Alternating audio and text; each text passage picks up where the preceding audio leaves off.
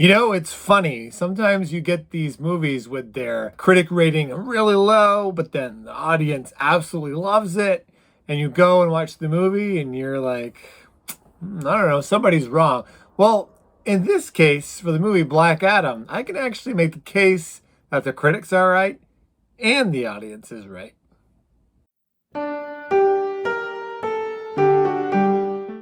All right, so I'm going to give this review spoiler light.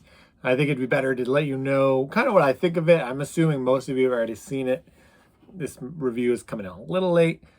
So little overview, Black Adam is very similar to Shazam, except he is a kind of hero that we haven't really seen, where he toes the line whether he's doing good or bad.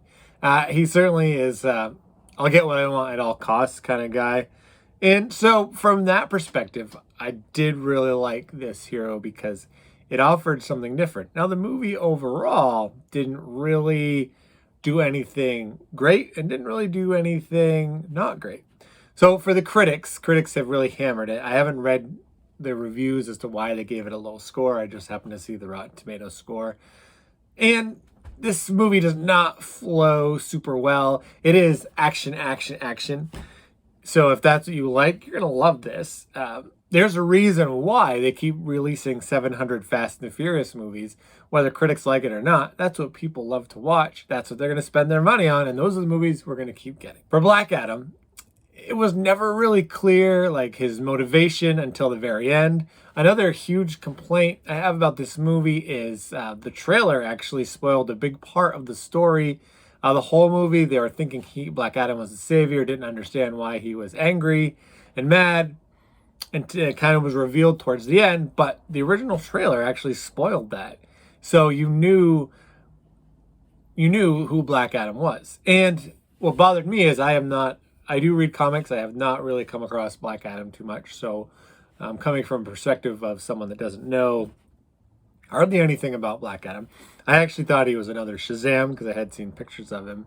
And he really is nothing like Shazam other than he says the word Shazam and his powers go away. But he does not have the comedy like Shazam. My other complaint, Cyclone and Atom Smasher were very glorified cameos. They were in the movie decent, but they didn't contribute to the overall plot whatsoever. They would join the battles. We didn't really understand their motivations other than they're on the Justice Society. And so it's a really wasted opportunity because they both seem like cool characters.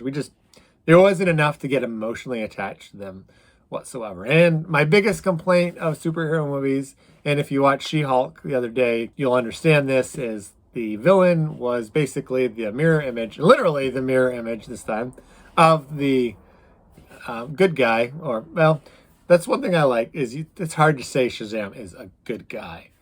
He does save people, but he certainly kills anyone that gets in his way. I always liked the super dark tone of DC movies. The music also felt really out of place. It kind of reminded me of Aquaman, where they would have like all this different vibes, and it kind of felt like multiple movies in one. Not sure exactly what it wanted to be. The tone was really dark, and the humor didn't land well at all. It was just funny because what I like about The Rock as an actor is I think he's pretty good comedic timing. And I actually really like him in like the Fast and Furious or Hobbs and Shaw. Black Adam's nothing like that, which is fine. And I think he did a great job being the dark and brooding, menacing Black Adam that you don't want to mess with. And he kept that character, with the exception of a few jokes, the entire movie. I thought that was pretty good.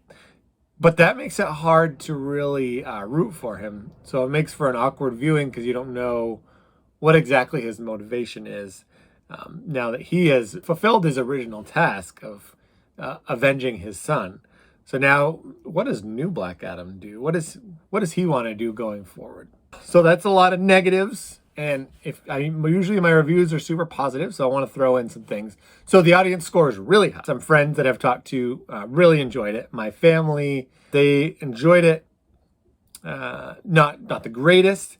I thought it was better than Thor: Love and Thunder. I think it's really on par with Morbius, maybe slightly better, although I like vampires, so it's kind of tough. I think it had the similar villain issues. we didn't get to care about the character of Black Adam quite as much, but visually, he was pleasing to watch him just smash and pummel everything in his path. So for a pure action movie, it was pretty fun. The other shining parts of the story was Dr. Fate, played by Pierce Brosnan, and Hawkman, played by Aldous Hodge. Those two characters brought a lot to it. We didn't get a lot of their backstory, but they were actually, I thought, on par with the stars of the show, even though Black Adam was in the title. I hope that we get to see them more, especially, we haven't seen a lot of Pierce Brosnan content in a while, and it was nice to see him back again. If you've watched the movie, you know that we might not get to see both of them again, or maybe there will be a prequel. Who knows? Or maybe a spin-off show, because that happens. So I really liked that they kind of formed a team up. It's hard when you do a team up, but you don't have backgrounds, you don't have a real love for the characters, so you don't know why you should want these guys to succeed. It seemed like the Justice Society were the be heroes, but be heroes the right way kind of crew. So overall, I'm going to give it a C+. The action was fun. The Rock he did well as the brooding, always angry, super, I guess he's the anti-hero. The villain was pretty lame. The music was hit or miss.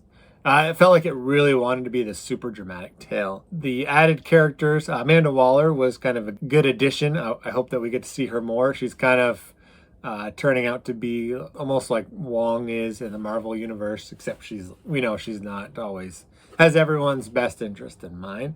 There is a super sweet cameo at the end that leaves hope for a sequel. I think if you want a popcorn flick, this is the definition of a popcorn flick. This is a shut your brain off and just enjoy it.